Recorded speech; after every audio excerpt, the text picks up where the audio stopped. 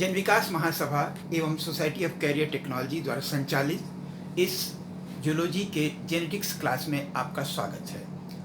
आज हम लोग लिंकेज के बारे में बात करेंगे। लिंकेज तक आने के पहले जरा सा हमें फिर से एक बार याद करना है कि टेस्ट क्रॉस में क्या होता था।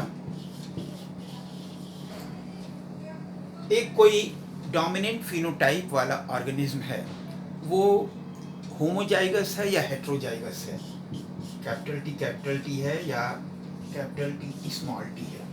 ये पता लगाने का, वैसे तो दोनों ही देखने में बाहर से एक ही तरीके के दिखते थे, लेकिन जब इसे टेस्ट क्रॉस किया गया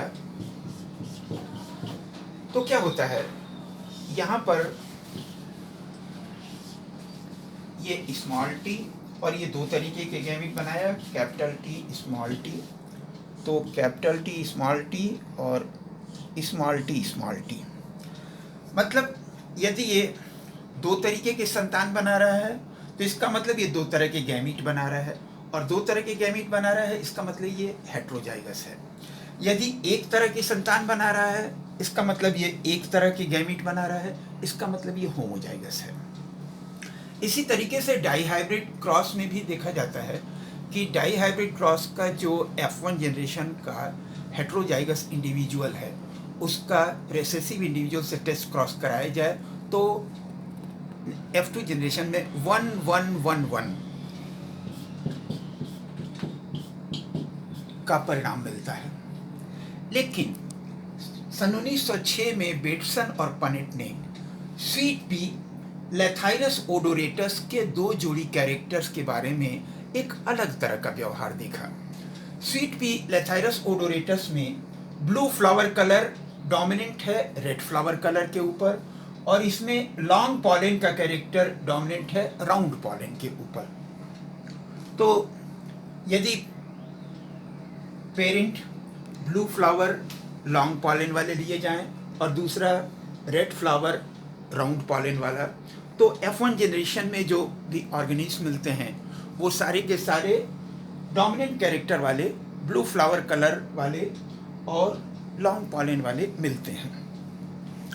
लेकिन यहाँ पर बेटसन और पनेट ने ये देखा कि इससे अलग हट करके एक परिणाम मिला।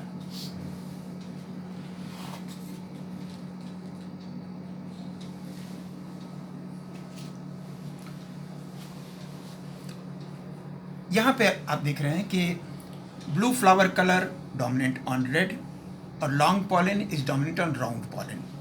तो पेरेंट्स ब्लू लॉन्ग वाले और रेड राउंड लिए गए, तो F1 में क्या हुआ कि सारे के सारे ब्लू लॉन्ग मिले। और जब इसका टेस्ट क्रॉस किया गया तो टेस्ट क्रॉस में यानी कि रेड राउंड से क्रॉस करने पर 4 प्रकार के प्राणी तो मिले, लेकिन एक का अनुपात नहीं मिला। यहाँ पर जो पेरेंटल कॉम्बिनेशंस थे, जैसे ब्लू लॉन्ग 7, रेड राउंड 7, और ये जो रिकॉम्बिनेशंस थे यानी कि एक कैरेक्टर माता वाला एक कैरेक्टर पिता वाला, जैसे ब्लू और राउंड और रेड और लॉन्ग, तो ये एक मिले। तो यहाँ पे मतलब ये है कि जो कैरेक्टर्स पेरेंट्स में एक साथ थे वो संतान में भी एक साथ रहने की प्रवृत्ति शो करते थे। इसको उन्होंने कपलिंग का नाम दिया।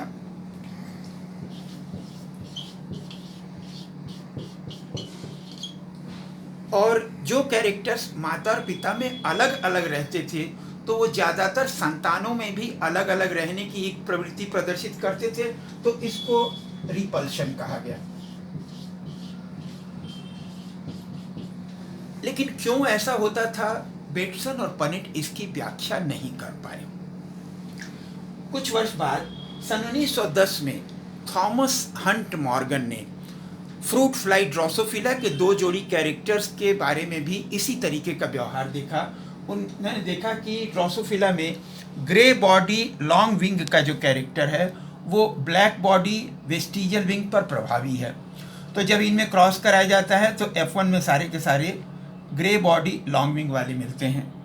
लेकिन जब इसका टेस्ट क्रॉस कराया गया ब्लैक बॉडी वेस्टिजियल विंग वाले से क्रॉस कराया गया, तो क्या हुआ, यहाँ पर जो पेरेंटल कॉम्बिनेशंस थे ग्रे लॉन्ग वो तो 41.5% थे, ब्लैक वेस्टिजियल ये भी 41.5%, ग्रे वेस्टिजियल और ब्लैक लॉन्ग जो कि रिकॉम्बिनेशंस थे, तो ग्रे वेस्टिजियल 8.5% मिले और ब्लैक लॉन्ग 8.5%, यानी कि टोटल ये 17%।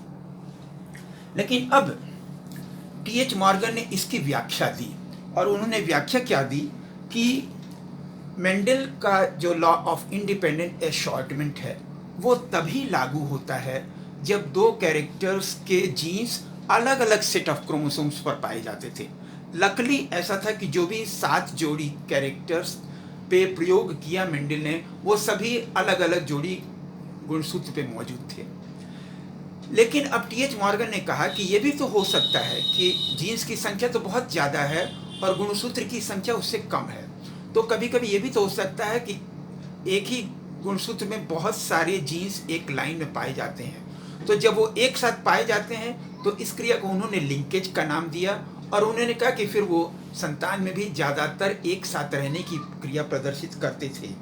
तो ये बात निकल करके आई कि मेंडल का लॉ ऑफ इंडिपेंडेंट एशॉर्टमेंट तब लागू होता है जबकि दो जोड़ी कैरेक्टर के जीन्स अलग अलग सेट ऑफ क्रोमोसोम पर मौजूद हों, और जब एक ही सेट ऑफ क्रोमोसोम पर मौजूद हों तो इस क्रिया को लिंकेज कहते हैं। तो टी.एच. मॉर्गन ने सन 1910 में एक बात ये कही कि मेंडल का जो लॉ ऑफ इंडिपेंडेंट एशॉर्टमेंट है वो तब लागू होता है जब दो जोड़ी कैरेक्टर के जीन्स दो अलग अलग सेट ऑफ क्रोमोसोम से मौजूद हों। जैसे यहाँ पर है, मान लीजिए कि ब्लू फ्लावर का जीन यहाँ पर मौजूद है और लॉन्ग और राउंड पॉलन का जीन यहाँ पर मौजूद है। तो जब F1 जनरेशन वाले ब्लू फ्लावर लॉन्ग पॉलन का टेस्ट क्रॉस कराया जाता है रेड फ्लावर राउंड पॉलन वाले से, तो एक बात तो ये कि ये 4 तरह के गैमीट बनाता है। एक में तो ये कैपिटल बी के साथ कैपिटल एल आ गया, एक में कैपिटल बी के साथ स्मॉल एल आ गया, एक में स्मॉल बी के साथ कैपिटल एल आ गया, और एक में स्मॉल बी के साथ स्मॉल एल आ गया। ये वाला जो है रिसेसिव इंडिविजुअल, ये तो एक ही तरीके के गैमीट बनाएगा, स्मॉल बी और स्मॉल एल। अब ये जो है इन चारों से अलग अलग मिलता है, तो ये 4 तरीके के संतान बनाएंगे, blue long, blue round, red long, red round. यदि ये इन दोनों कैरेक्टर के जीन्स दो अलग सेट ऑफ क्रोमोसोम पर मौजूद हों, तब तो हमें ये चारों प्रकार के प्राणी एक एक एक एक के अनुपात में मिलेंगे। लेकिन टी.एच. मॉर्गन ने कहा कि एक दूसरी स्थिति ये हो सकती है कि जब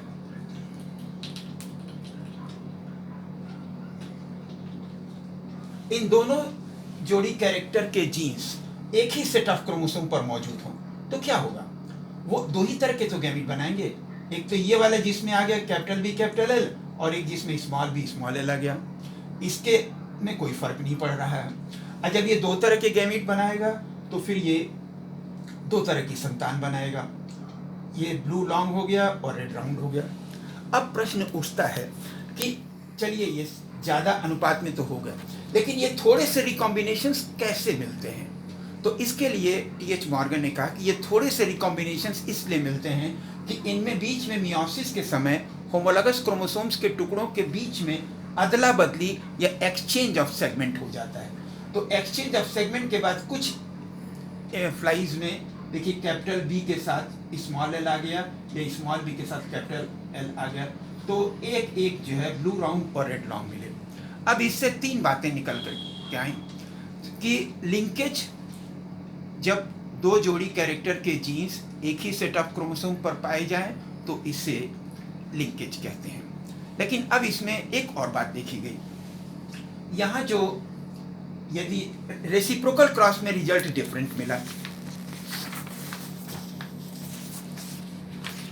का ग्रे बॉडी लॉन्ग विंग वाला मेल लिया गया, तब तो इसके 2 ही प्रकार के संतान मिले, 50% ग्रे बॉडी लॉन्ग विंग और 50% ब्लैक बॉडी वेस्टिजियल। लेकिन जो दूसरी स्थिति थी, यदि यही ग्रे लॉन्ग मेल की जगह हम फीमेल ले लें और इसका टेस्ट क्रॉस कराएं, तो क्या होता है कि इसमें ये 83% तो पेरेंटल कॉम्बिनेशन मिलते हैं, लेकिन 17% रिकॉम्बिनेशंस मिलते हैं।